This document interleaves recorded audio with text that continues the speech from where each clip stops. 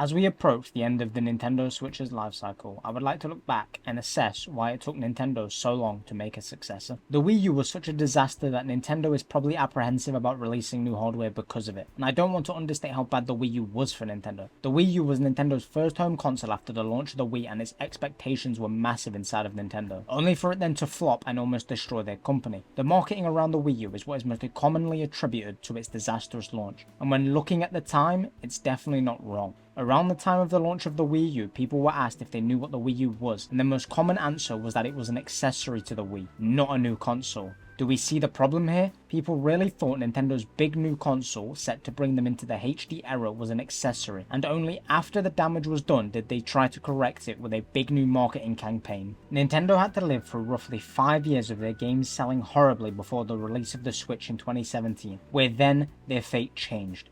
As we know today, the Switch is gigantic, dominating the console sales market, and every new game Nintendo releases on the system is a massive success. But before its launch, something drastic happened to Nintendo. They lost one of their most impactful pieces to the Nintendo history. Iwata sadly passed away in 2015, 2 years before the launch of the Switch. Iwata's impact on Nintendo was ridiculously big, bringing about the Wii and Nintendo DS, two of Nintendo's best-selling consoles. And his final act before his eventual passing was the Nintendo Switch. Iwata's loss was massive for Nintendo, impromptly forcing changes to their higher-end management just before the release of new hardware. Thankfully for Nintendo, the Switch is huge, but there is a world in which the Switch is Nintendo's final console, bringing about the end of their company.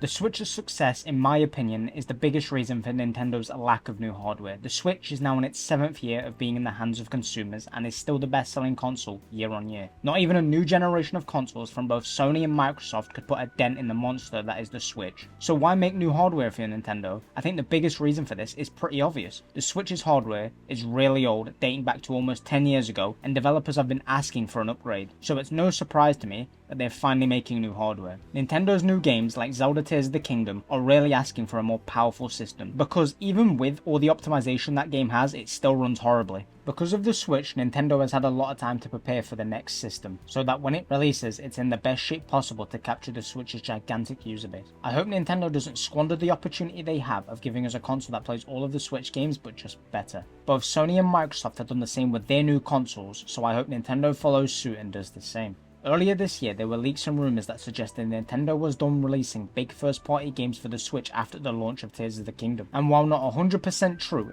the absence of Metroid Prime 4 has me thinking that it's a launch game for their next system. It's been 4 years since Nintendo came out and said they restarted development on the game, so it's perfectly reasonable that we could see a Metroid-type announcement very soon. And if Metroid Prime 4 isn't a launch game for their next system, then what would Nintendo have for it? Obviously Pokemon is always a good shout, but that depends all on Game Freak. I don't think Nintendo would want a Pokemon game similar to Scarlet or Violet to be a launch game for their next system, especially with all the problems that game has. Maybe the Mario team is working on something for it, because there are those rumours that they're working on a Donkey Kong game. But is Donkey Kong a system seller? I know some of Nintendo's hardcore fanbase would buy a new system for a Donkey Kong game, but I'm talking mass appeal, not a user base that is probably already going to buy their next system. To be honest, I think all these games I've just talked about are launch games. Nintendo's confidence to release Tears of the Kingdom on the Switch instead of holding it back says to me they've got enough for a launch, because Nintendo could have easily just held back Tears of the Kingdom for their next system. Unless Nintendo isn't getting ready to release a new console, they should have a pretty good launch lineup for their next system. I do wonder what Nintendo's next system is going to be, because everyone's first thought is that they'll just make a better Switch, but this is Nintendo we're talking about. When has Nintendo ever done anything that's made sense? From the Wii U to the motion controls of the Wii, Nintendo has always done something different with a new console, so I wouldn't be surprised if in a year we see them announce their new console with some weird or wacky addition to it,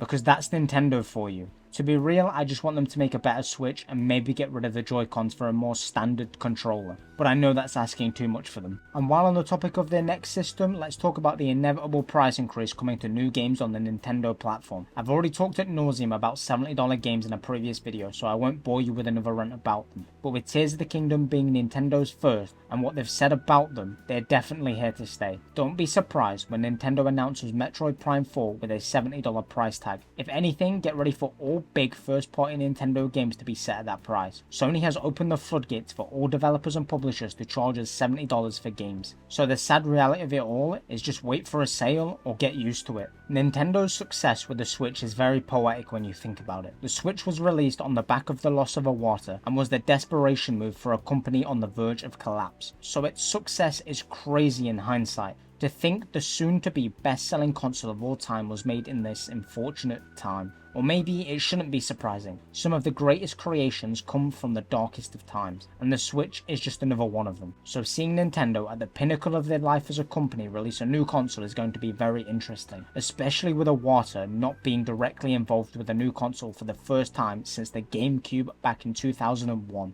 I hope Nintendo pulls it off. I would hate for Nintendo to have another Wii U on their hands, because I think Nintendo First Party is home to some of the best developers in the industry, and seeing them be reduced to creating games for a dying system would be a travesty. Nintendo has and always will be that company for me. Their games and consoles have impacted my life like many others. The GameCube was my first system, and no matter how little I can remember of that time, playing Mario Sunshine will always be instilled in my memory. So no wonder I want Nintendo to prosper. Their IP is unmatched. Zelda, Mario, Pokemon, and even their newer IP with Xenoblade, they're all incredible. And when Nintendo succeeds, so do their IP. Seeing games like Xenoblade get a bigger audience because of the Switch is fantastic, but I'll also be the first one to say something when Nintendo does something stupid. Nintendo needs to put out a new system because the Switch is holding games back. Games like Zelda and Xenoblade are way too ambitious for their old outdated hardware, and seeing those games on more powerful machines is going to be an eye-opening experience for how bad the Switch's hardware actually is. Looking at everything as a whole, Nintendo is definitely gearing up for something, be that a successor to the Switch or something entirely new. Nintendo has the ball in their court. They dictate when they announce it and what they do with it, but I really hope Nintendo has taken their time with the system. Hopefully they aren't rushing anything, and if one of the big launch games they needs more time, then push the system back a bit. The Switch will always be there, and getting too far ahead of yourselves will only lead to a rushed product. The new system is most likely releasing next year, 2024 that is. At least that's what I believe. There is just too much evidence for it, and even if all the leaks and rumors are fake, where there's smoke, there's fire. With both Sony and Microsoft being 3 years into their new system, games demanding more powerful hardware are on the way, and unless Nintendo wants to lose out on a generation of games because of their underpowered console, their time to move is now.